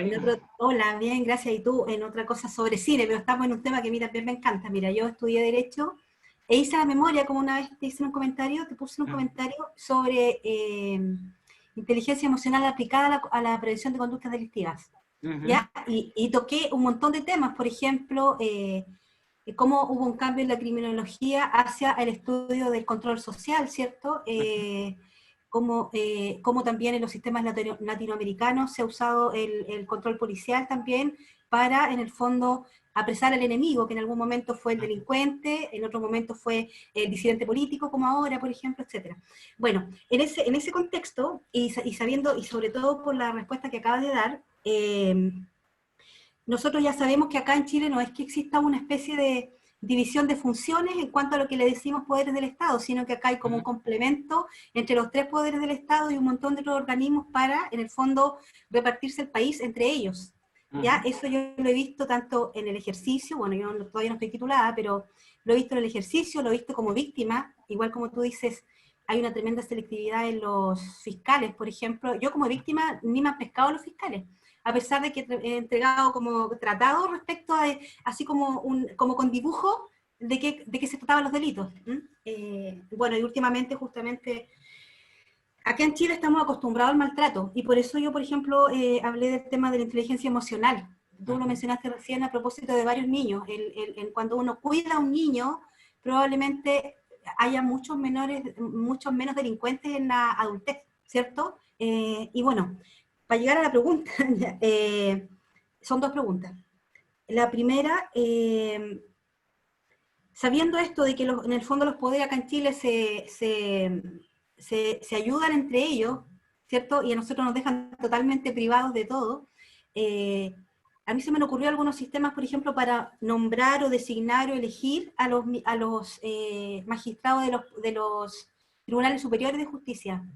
Pero me gustaría saber, y antes de que me respondas la otra pregunta, te lo voy a hacer al tiro, me gustaría saber si a ti se te ocurre, o sea, yo creo que se te ocurre, pero propones tú, por ejemplo, alguna fórmula para, porque yo creo que el Poder Judicial, el rol que cumple, es súper importante en lo que está pasando. De hecho, si se hubiera comportado como decentemente, no estaríamos todavía con estos atropellos a derechos humanos ahora, a 1 año y tanto del estallido. ¿Ya? Y algún sistema de nombramiento, designación, etcétera, de los tribunales superiores, de los miembros de los tribunales superiores de justicia. Y la otra pregunta tiene que ver con que yo también he estado en una zona, yo estoy acá en Buin, y también hicimos como este grupo, a veces orientación en materia cívica, ¿cierto? Yo a veces he hablado un poco del derecho constitucional, pero te quiero preguntar y te quiero dejar comprometido, si puedes, para ayudarnos un poco, porque tú tienes una autoridad que yo no tengo, en distintas cosas, ¿ya? Si nos puedes ayudar un poquito, porque en un momento, por ejemplo, yo hablaba acerca de la Constitución, por qué hay que cambiar la Constitución a grandes rasgos. Ahora, por ejemplo, también yo estaba por el apruebo, y hay que darle contenido específico a la Constitución, pues no es solo cambiemos la Constitución, sino que cambiémosle qué, ¿cierto? En ese sentido, yo creo que hay que cambiar como harto de la segunda parte de la Constitución para adelante, todos los organismos que están ahí, el Poder Judicial, la Contraloría, no sé. Si en ese aspecto tú me puedes ayudar para alguna vez, ¿cierto? En el fondo, darle esos contenidos, en el sentido de como este grupo que se arma ahora, si tú nos puedes ayudar siendo también el conferencista con algún tema, por ejemplo, del derecho penal o del que a ti te parezca. Eso. Gracias. Ya, pues muchas gracias por la pregunta. Mira, yo siempre acepto todas las invitaciones. Me gustaba más cuando las invitaciones eran presenciales, sí, porque después de las exposiciones nos tomamos una cerveza y todo, ahora todo online. Y sabéis que, bueno, a propósito de esto, por ejemplo, este ámbito es súper cómodo. El ámbito académico es fácil, uno va y de repente hay discutido un poco. Cada vez que me pone alguien de Paz Ciudadana no me pongo a discutir al lado, pero es fácil. Lo difícil es ir a las juntas de vecinos. Una vez me tocó ir aquí a una junta de vecinos en Valpo, un sector pobre más encima, había casi puras mujeres, pero súper punitivistas. Y querían pena de muerte, castración para los violadores y todo eso, y es peludo estar ahí, po. Pero yo siempre acepto las invitaciones porque creo en lo que estoy haciendo, así que feliz acepto tu invitación, así que después le pedí a la Aurora ahí mis datos y feliz. Y respecto al tema de, mira, propuestas, sí, a ver, siempre se nos critica que no hacemos propuestas, y por lo mismo hay que hacer propuestas. Y hay que hacer propuestas porque como la crítica es una crítica ética, significa que hay alternativas. Respecto al nombramiento de los jueces, en verdad nunca me he sentado a pensar en un sistema de nombramiento, pero lo que yo haría, diseñaría un sistema donde el Poder Judicial mantenga en verdad independencia y que no requieran estos acuerdos del Senado y de y nombramiento del presidente, porque efectivamente eso favorece la impunidad de los delitos de los parlamentarios. Nuestros parlamentarios cometen muchos delitos. O sea, en la UDI, puta, la UDI es como la cueva de Alibaba, pero en la Concertación tampoco se salvan mucho. Entonces, finalmente, existe tanto vínculo al nombramiento del fiscal, y, o sea, no es coincidencia que el fiscal nacional sea tan blando con los senadores, pues sea tan duro con los flaites, porque ahí está el derecho penal es de flaite. Eso por una parte. Ahora, mira, hay un libro en relación, lo que pasa es que, por ejemplo, en la cárcel uno puede decir, no, queremos cárceles más humanas, más dignas, cambiémoslas, mejorémoslas, etcétera. Pero llevamos tantos años pensando eso que ya no sé si vale la pena pensar en cómo mejorar la cárcel o el derecho penal. Yo creo que lo que tenemos que intentar, bueno, sin duda toda mejora es bienvenida, pero más que eso hay que pensar en cómo reducirlo, contenerlo, es decir, usar el derecho penal como veneno, para casos súper específicos. Estaba leyendo el otro día, no sé si vieron una foto de un requerimiento que hace la Fiscalía contra un funcionario de Fiscalía porque se habría robado 4 cápsulas de café. Un funcionario de la Fiscalía agarraba cápsulas de café y se hacía un café. A lo mejor uno puede decir, oye, no soy Barça, no te doy mi café, pero vaya a requerir a alguien por tomarse el café en la oficina, lo vaya a llevar a tribunales, eso es absurdo. Po. Entonces bueno, la propuesta de los jueces, yo creo que debiéramos buscar mecanismos que efectivamente digan relación con independencia de verdad, y respecto a propuesta al sistema penal debemos buscar la forma de reducirlo. Y hay un libro muy bueno de Iñaki Rivera que se llama Descarcelación, 100 propuestas, y ahí tiene un apellido largo, donde él da 100 propuestas de cómo tener menos personas privadas de libertad. Ahora viene la Aurora. Gracias. Gracias a ti, Ana María. Hola Silvia. Oye, muchas gracias por la presentación, de verdad estuvo buenísima, buenísima, y muy buen tema. Tengo 2 preguntas en verdad. La primera es si es que te podrías referir más o menos como a esta típica frase que siempre sale cuando uno conversa en cenas familiares o con gente, de, no, es que en Chile la puerta giratoria, la puerta giratoria, la puerta giratoria. Los agarran y los sueltan al tiro. Entonces, si pudiese como decir más o menos tu impresión sobre esa frase, si es que es verdad o no, y a qué se puede deber esa impresión. Y por otro lado, cómo esto favorece, o esta, que yo creo que es una falsa impresión, favorece a la masificación de las funas y de los linchamientos y de esto de tomar justicia por la mano propia. Y cómo esto también, cómo esta cultura del castigo se transporta a los movimientos sociales, porque te lo pregunto también porque hace unas semanas nosotros tuvimos una conversación en torno a cuáles debiesen ser como más o menos los requisitos de los candidatos de los movimientos sociales, y uno de esos era, por ejemplo, o una propuesta que salió en algún minuto era que no hubiesen cometido delitos, o que no tengan procesos pendientes. Entonces, como preguntarte cuál debiese ser, o cuál crees tú que debiese ser más o menos la postura que tomen los movimientos sociales frente a estas cuestiones, para no excluir, para incorporar, pero también para mantener como parámetros éticos y valóricos más o menos mínimos. Sobre todo con las personas funadas como por internet, que no tienen proceso, o que pueden tener, o que fueron ex convictas, no sé. Eso.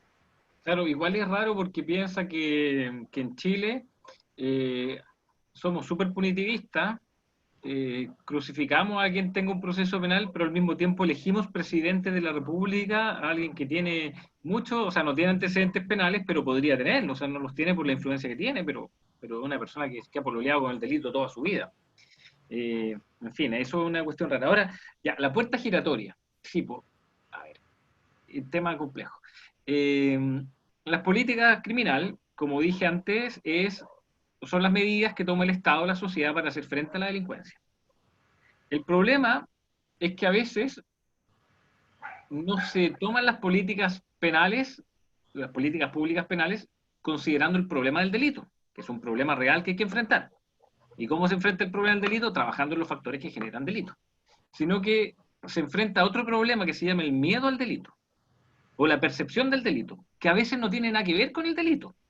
Un ejemplo, el femicidio. El femicidio, que es un delito horrendo, obviamente, es un delito que ha disminuido en los últimos 20 años, muchísimo. Es decir, en la década del 80, en el mundo y en Chile también se cometían más femicidios que... Pero no era un problema que apareciera en la tele cada rato. De hecho, se contaba como un homicidio más. Tanto así que si tú lees los manifiestos feministas de los años 60, cuando hablan de los problemas del feminismo, no se habla del femicidio. ¿Por qué no? porque se habla de los problemas generales de las mujeres. ¿Cuáles son los problemas generales de las mujeres? La discriminación, maltrato, bla, bla, bla.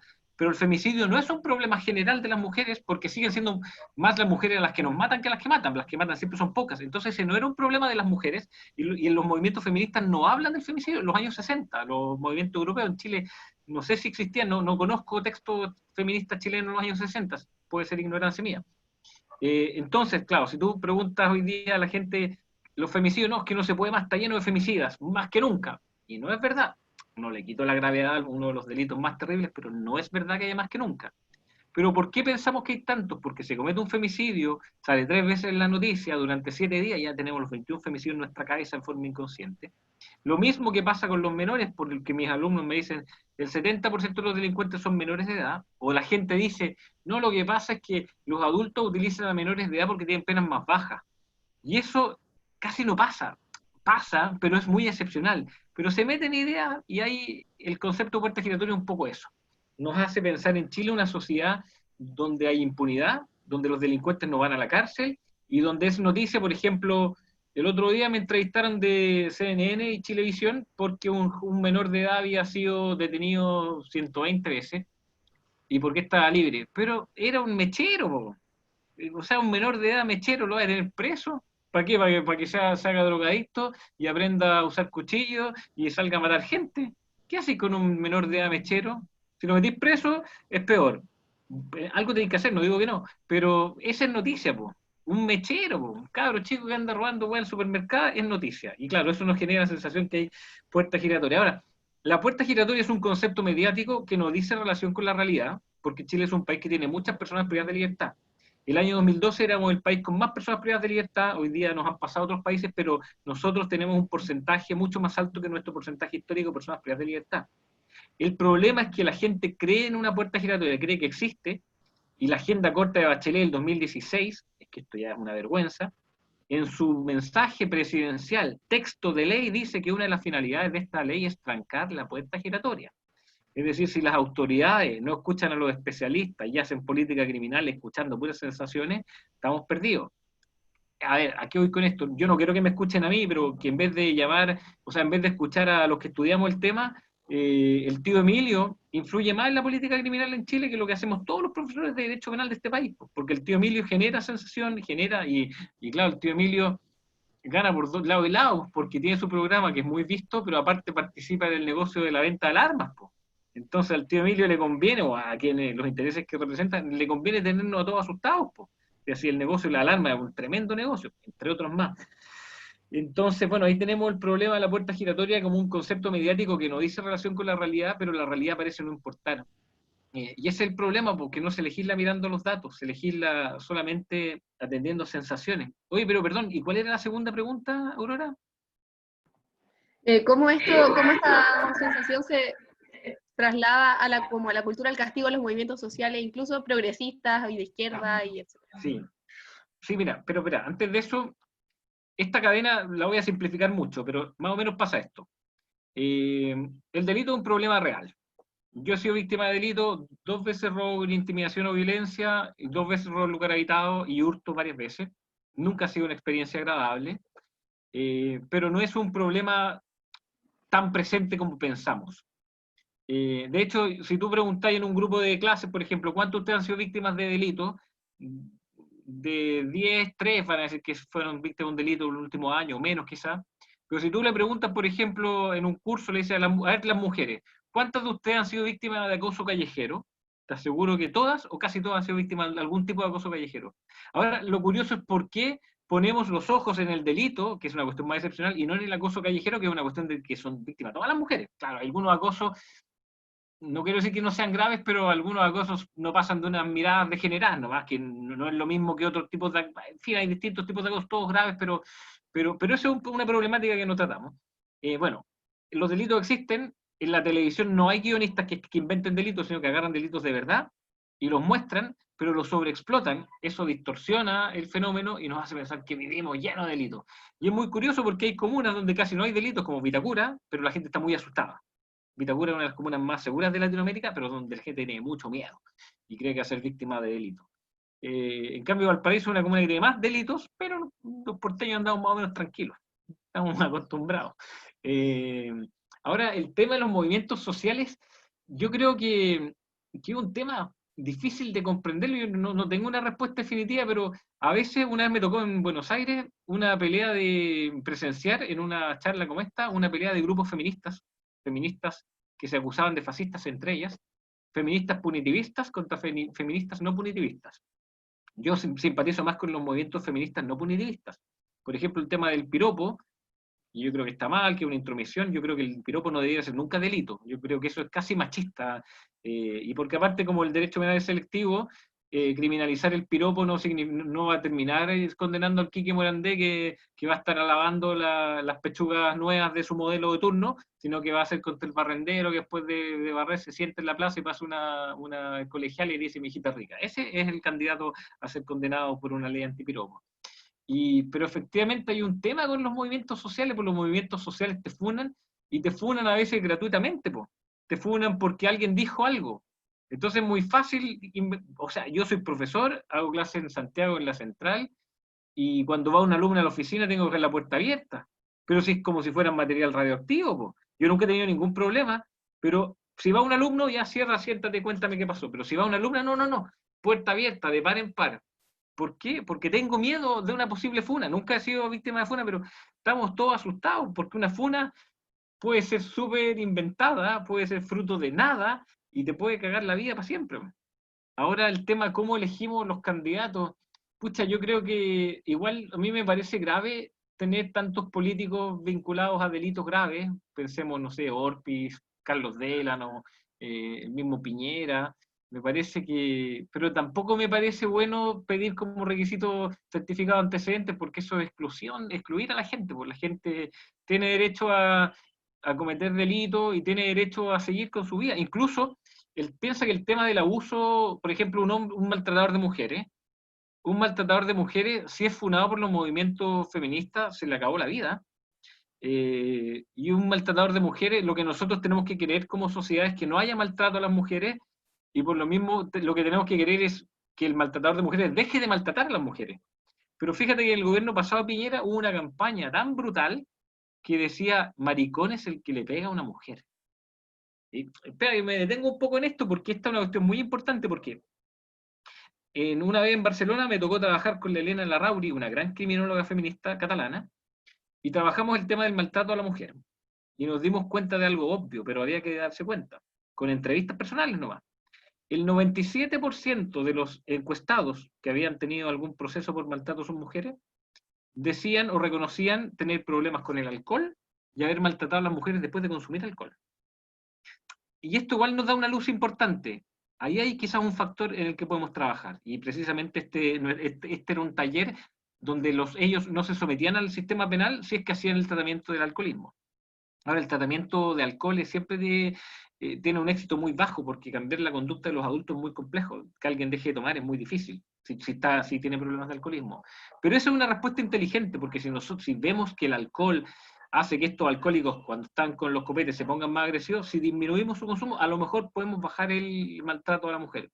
Pero en cambio, si estigmatizamos a priori, cuando decimos maricón es el que le ve a una mujer, aparte es como qué weá más machista, sexista y discriminatoria, nadie va a decir, oye, yo soy maricón, yo le pego a mi mujer que me quiero denunciar. No, pues nosotros necesitamos que la gente venga y se denuncie. ¿Y por qué digo esto? Porque normalmente el maltrato a la mujer, sancionarlo es un problema que complica a la mujer. La sanción del hombre maltratador la termina pagando la mujer. Porque si le pasamos una multa, son menos lucas para la casa. Si lo metemos preso, en estos roles tan claros, metemos preso al proveedor de la familia. Y eso genera un efecto en cadena. Y por eso las mujeres pasa que denuncian, se arrepienten, no van al juicio. Yo era defensor público, ¿cuántas veces no llegaban las víctimas a la oficina? Quiero retirar la demanda, abogado. No se puede retirar, vaya a la fiscalía. Y llamaba al fiscal, oye, aquí tengo una víctima, y las mandaba allá. Porque saben que ellas van a asumir el costo de la propia... Entonces, pucha, yo creo que tenemos ese problema por la funa en redes sociales, es una cuestión muy injusta, y claro, piensa que las denuncias de los delitos en general hay denuncias falsas. Yo no pienso que, o sea, jamás diría, no, que las mujeres denuncian por... No, las mujeres. Hay muchas personas que una denuncia es poco, una denuncia es muy poco, porque cualquier persona puede inventar cualquier cosa. las cosas tienen que acreditarse un poquitito más.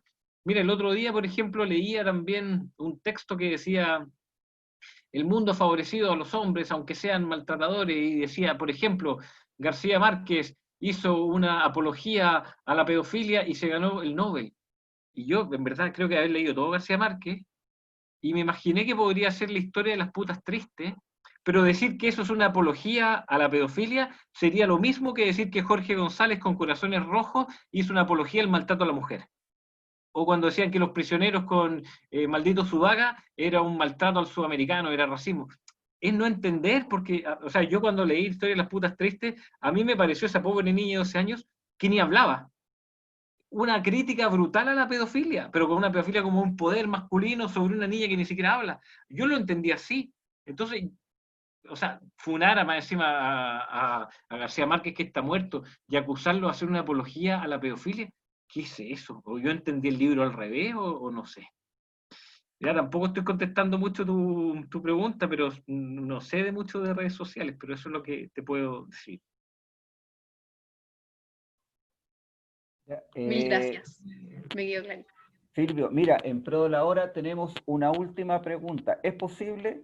Ya, Es entonces posible. con Dile nomás. Esteban, la última pregunta y con eso, digamos, cerramos lo que es el espacio de preguntas. Así que adelante, Esteban.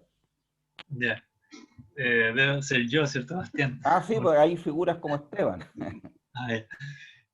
Mi pregunta es, sí, brevemente igual, sobre el tema de la reinserción. ¿Hay como una transformación viable sobre la reinserción, no sé, como lo que tú comentabas recién sobre los alcohólicos, por ejemplo, o no sé, qué otra idea a alguien se le puede ocurrir de reinserción, por ejemplo, el que roba, no el que toma, sino el que roba que trabaje, y esa idea, o sería como retroceder a algo que tú comentaste sobre el liberalismo, que era esto de hacer trabajo forzado y que la cárcel solamente fuera como un lugar donde uno lo retenía a la persona para eso. ¿Sería como retroceder a eso, trabajar en la reinserción, o hay otro camino para avanzar? Así brevemente, nomás conceptos que podrían guiarnos. Sí, a ver, mira, a ver, yo estoy trabajando ahora, ahora estoy en Chile, pero estoy estudiando en Estados Unidos, y en Estados Unidos se ha trabajado tanto el tema de la reinserción con trabajo de campo, y es un tema complejo, es complejo porque es muy difícil hacer que un adulto cambie sus conductas. Justo hoy día almorcé con un amigo y me preguntó lo mismo, pero así conversando, tomando vino, y yo le dije que no tengo números, no tengo estudios, simplemente una observación, que yo había visto que los delincuentes, o así personas que cometían delitos, usualmente se habían apartado del delito cuando habían encontrado una mujer que los había como ordenado. Es raro esto que estoy diciendo, porque pero son como estos hombres que buscan una mujer madre, que es muy común en Chile que los hombres buscan una mujer madre. Incluso el amigo bueno para el copete, bueno para la coca, y de repente una mina lo ordena y se empieza a portar bien. Pero esto es una observación así que he hecho yo. En cambio, lo que veo también muchas veces es que los internos están en la cárcel, se hacen evangélicos, pero después salen de la cárcel y se les olvida. Como que esa religiosidad es como un mecanismo de adaptación para estar mejor en la cárcel, porque pasan mucho tiempo, se ponen a rezar y se hacen evangélicos y después se les olvida. Lo que yo he visto. En cambio, cuando consigue una mujer, los ordena. Pero claro, eso es una respuesta completamente basada en un par de casos que yo he visto. Pero mira, el tema es que, a ver, en Estados Unidos por lo menos, y hablo de Estados Unidos porque Estados Unidos es el mal ejemplo que hemos seguido en todo el mundo, en Estados Unidos se creía mucho en la pena, como que el fundamento de la pena era la reinserción o la rehabilitación. Ese fue el argumento de la pena, y así lo defendió siempre el Partido Demócrata. Mientras el Partido Republicano decía, no plata en los presos, no con mis impuestos, mano dura, y se acabó. Y el Partido Demócrata, no, reinsertemos, rehabilitemos, etc. Pero de repente surgió una crítica de izquierda o progresista o académica a los movimientos de la rehabilitación. Y esa crítica la pueden ustedes ver claramente en los textos de Robert Martinson, que es un activista político que estuvo preso era activista político por los movimientos pro-afroamericanos, pro-gay, etc. Y él estuvo incomunicado 40 días. Y ahí dijo, no, ¿qué estamos hablando de reinserción? Me tienen incomunicado, así me van a volver loco. Y escribió un artículo famoso que se llama Nada funciona. Y ese artículo curiosamente, le sirvió al Partido Republicano para argumentar, ven, lo hizo un científico, nada funciona, y si nada funciona, eliminemos esto y castigo puro y duro. Y cambió el sistema, y Martin se sintió tan culpable de lo que hizo que se suicidó. Pero el ejemplo que ustedes seguramente conocen es el de La Naranja Mecánica, el libro de Anthony Burgess, que fue víctima de un delito brutal, y la película de Kubrick, que es más famosa, es una crítica a la rehabilitación, porque es como, si vamos a rehabilitar, o sea, la rehabilitación parece bondadosa, parece altruista, pero no, la rehabilitación es lo peor que le podemos hacer a una persona porque lo transformamos desde adentro, y nosotros como Estado no tenemos ninguna autoridad para cambiar a las personas por dentro, las personas tienen que seguir siendo libres. Ahora, mira, el problema que genera la cárcel es que la cárcel es criminógena. Y esto lo sabe todo el mundo dice, hoy no, que la cárcel es la escuela del delito, que entran ladrones y salen asesinos. Y eso es así. No hay ningún lugar donde se cometan más delitos que en la cárcel. No hay ningún lugar donde la gente pelee tanto como en la cárcel. No hay ningún lugar donde se consuman tantas drogas como en la cárcel. En la cárcel todos consumen drogas, todos empastillados, de todo. Marcianos, y los mismos gendarmes saben, o los dejan o venden ellos mismos también. Entonces el tema es que la cárcel es tan criminógena que ya no se habla de reinserción cómo vamos a mejorar, sino que cómo disminuimos los efectos criminógenos. Ese es a lo que más podemos apostar. Si no los vamos a mejorar, ¿cómo los empeoramos menos? Y por eso existen estos sistemas de libertad condicional, por ejemplo, o sistemas de libertad y beneficios penitenciarios, porque precisamente con penas menos caneras tenemos menos posibilidades de cometer delitos. Por ejemplo, los que cumplen la condena completa tienen un nivel de reincidencia en 2 años de 50%. Los que cumplen la pena con libertad condicional tienen un porcentaje de reincidencia de 17%, mucho menos. Es decir, la libertad condicional parece que nos favorece a nosotros. Pero el problema es que si de ese 17% uno comete un delito horrible, como el caso de Ámbar, ya se acabó la libertad condicional y este año no se la dieron a nadie, porque los jueces están cagados de susto, porque los jueces saben que los pueden acusar constitucionalmente. Entonces los jueces prefieren en la duda, te mantengo preso. Aunque eso en el grueso de los números significa menos reinserción, más violencia a futuro. Ahora, oye, sabes que es buena tu pregunta, pero el tema de la reinserción es súper complejo porque, por ejemplo, hay que ver de qué delito estamos hablando, porque es muy distinto una estafa que un robo con intimidación que una violación. Y por ejemplo, hay delitos, generalmente los delitos violentos tienen que ver con personas jóvenes. Entonces, si una persona comete 7 robos con intimidación y tiene 25 años y lo condena a 40 años, no es necesario, si ¿para qué tanto tiempo? Si nadie comete robos con intimidación a los 50 años, o sea, si alguien, pero es difícil, como que esos delitos tienen que ver con una edad determinada. O por ejemplo, los delitos de daño, a veces los comete gente joven, 16, 20, máximo 30 años, no conozco gente, yo fui defensor público, nunca llega alguien de 40 años a cometer delito de daño. ¿Quién va a andar rompiendo autos a los 40 años? Nada, pues eso es para que los cabros chicos se entretengan. Entonces, para aplicar políticas de reinserción, tenemos que estudiar el delito puntual, el imputado puntual, y otra cosa, tiene que ver con el entorno, porque de repente alguien cumple una pena, está en la cárcel, aprende maldades, piensa que el Ministerio del Interior británico, ningún autor marxista, por cierto, dijo que la cárcel es una forma cara que hace que la gente mala salga peor. Pero el problema pasa es que salen de la cana y ¿qué hacen? Po? Sí, ese es otro problema, por la falta de posibilidades después de la cana. ¿Qué hacemos después de la cárcel? Y ahí hay un problema grave, hay unos programas de gendarmería, pero que consisten en ir a firmar una vez al mes, de repente te llama un psicólogo, cada psicólogo de la cárcel tiene entre 150 y 200 personas que tiene que atender, entonces no, aunque sean los mejores psicólogos del mundo, no pueden hacer la pega. Lo único que dicen es que cuando no va, informan al tribunal para ver si le revocamos el beneficio. Es difícil, pero se puede. Ahora, insisto, la respuesta no es qué hacemos para mejorarlo, sino que qué hacemos para dejar de empeorarlos.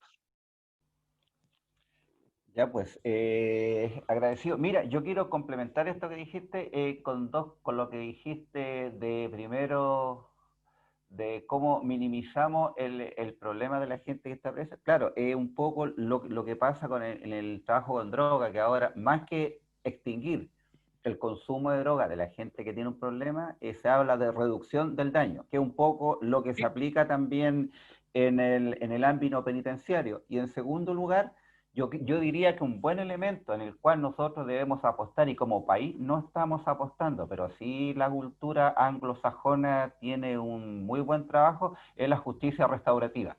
Esos son elementos alternativos a la judicialización y al encarcelamiento de las personas, y con muy buenos resultados. Y que acá recién, yo te digo, lo vemos en las modificaciones que se están haciendo a la ley de responsabilidad penal adolescente. Hay un elemento que van a considerar, que es los procesos de mediación, que es uno de los elementos de la justicia restaurativa. Pero yo creo que por ahí va la cosa, y por ahí debiera ser, para no judicializar. Y efectivamente, y eso es cierto, quien llega a una cárcel después no sale más bueno cuando sale. Más que nada como complementar a lo que dijiste, Silvio, agradecer tu paciencia, esta casi hora y media que hemos estado conversando. Realmente, como todos los expositores anteriores, muy claro, muy fecundo, muy pedagógico, realmente enriquecedor. Agradecer también a todos y a todas que participaron, y dejarlos invitados para el próximo miércoles 23 a las 19:30 horas, que tenemos nuestra Escuela Popular Constituyente. Es una escuela hecha a pulso, pero con grandes expositores. Vamos a tener el miércoles que viene a Fernando Atria, hablándonos del funcionamiento y reglamento de la Convención Constitucional. Así que dejarlos invitados, agradecer nuevamente, Silvio, tu gentileza, tu claridad, y por supuesto dejarte ya comprometido para alguna otra ocasión, y ahí esperemos saldar la deuda de la cerveza. Oye, no, muchas gracias, la verdad es que lo pasé muy bien, gracias de verdad. Bueno, la próxima semana de Palabras Mayores tienen un académico de peso nacional. Saludo a Fernando, no creo que se acuerde de mí, una vez compartimos una mesa aquí en la Valpo, pero yo lo leo harto y me gusta mucho su... Claro, no me simpatizaba tanto su militancia en el PS, pero bueno, cada uno es libre de militar donde quiera, pero un gran académico, así que qué bueno que tengan académicos de ese peso. Nada, pues cualquier cosa me escriben, me contactan. Por si les interesa este tema, yo lo he trabajado en ese libro que les comenté, Cárceles y Pobreza, y tengo uno más lúdico, si les gusta algo más ligero, que se llama Cine y Derecho Penal, donde hablamos de derecho penal a propósito del cine. Los dos los pueden buscar ahí por internet, están disponibles.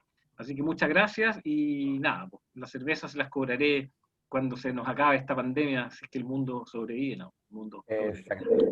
Ya pues, Silvio, gracias, y gracias a todas y a todos. Nos vemos el próximo miércoles. Un abrazo. Muchas gracias, Silvio. Te pasaste. Gracias, Aurora. Gracias a todos. Excelente presentación. Gracias, tremenda exposición. Gracias, Silvio. Chao, chao.